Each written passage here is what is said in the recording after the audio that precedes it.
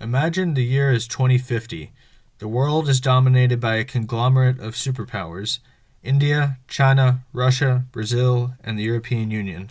But where is America? If by America you mean the United States, you might be sadly disappointed to find that the world's preeminent global superpower of the previous century has ceased to exist. The collapse wasn't due to any military conflict. Quite the contrary. America collapsed in spite of having the world's largest, most well-equipped military. Why, you ask, did this happen? One simple word: debt. Once the interest payments on the federal government's debt exceeded 50% of its budget in 2050, Congress simply declared that it would no longer honor its obligations to service that debt. As a result, investors dumped treasury bonds onto the open market by the hundreds of billions. Interest rates skyrocketed as the dollar lost a third of its value overnight.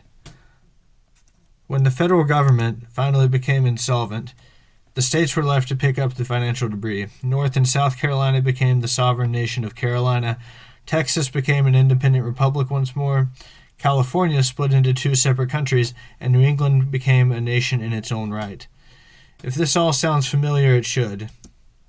When the Western Roman Empire collapsed in the 5th century AD, its provinces became nations we all recognize today: England, France, and the Holy Roman Empire, better known today as Germany.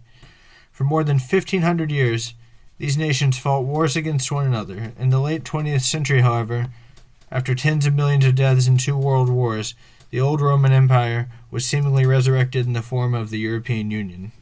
So, is this the fate of America? Only time will tell, but one thing is certain: borders may change and governments fall, but people establish and maintain civilization wherever they live.